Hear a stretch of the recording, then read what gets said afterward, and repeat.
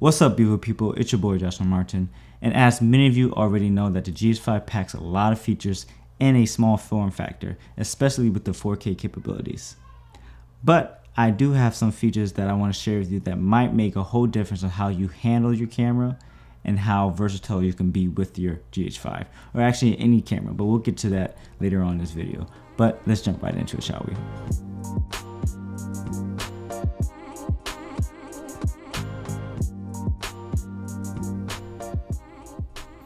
So the first thing I want to share with you all is the customized settings on the Gh5, and I utilize these things like to death now because I'm constantly switching between 1080p at 120 frames a second to 4K at 400 megabytes per second, 10-bit, all that good stuff. So this is a way to save those settings and to switch easily back and forth. Now, what I have here on my personal one, right now, this is the regular menu. We're going to show you, and I'm going to show you how to set those custom settings through this. But I have, if you can see that, C1 is going to be my 4K 8-bit, 48 frames a second slow-mo. C2 is going to be the full 422 10-bit 4K 400 megabytes per second, and then C3 is actually for anamorphic. Whenever I be able to afford another anamorphic lens, that's my anamorphic setting already there, so I can switch between those. Let me show you all how to do that with your Gh5. So let's say you're here on the main screen on your M mode for video, if that could focus. And I say, let's save all these settings, these current settings here. So let's set our white balance to cloudy for the heck of it. And then let's say we want to set our ISO to auto.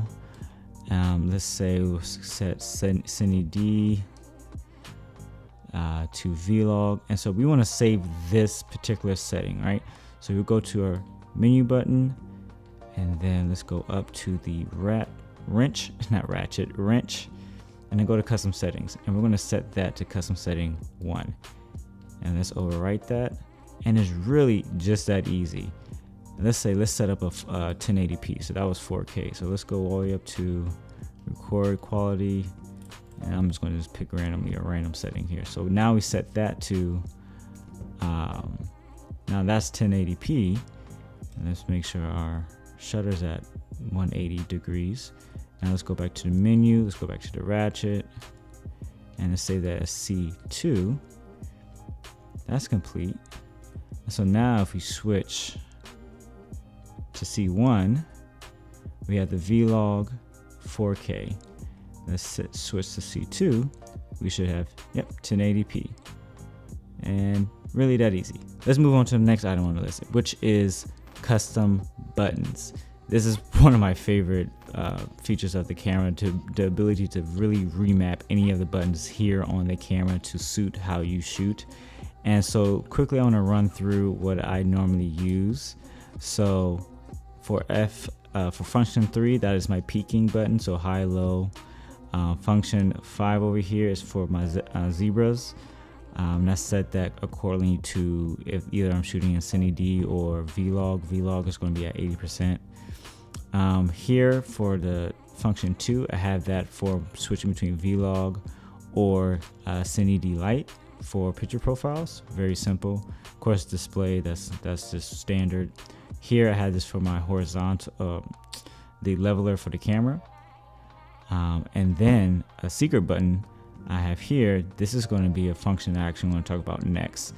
So how do we even do that? So basically what you do is you press and hold a button on the camera, and it's going to bring up all the menus, and then you just sit there and set whatever you want this button to be, and it's going to do that.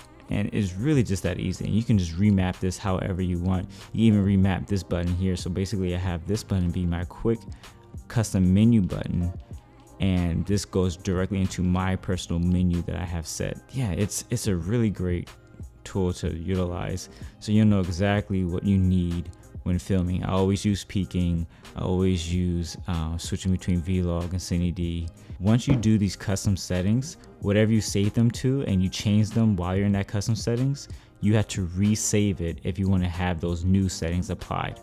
So something to keep in mind. And moving on to the next feature, like I was saying earlier, the third feature is the crop in feature. This is a feature that I've actually used quite a bit because this is my only lens that I have, this and the Vedra, and these are both super wide angle lenses.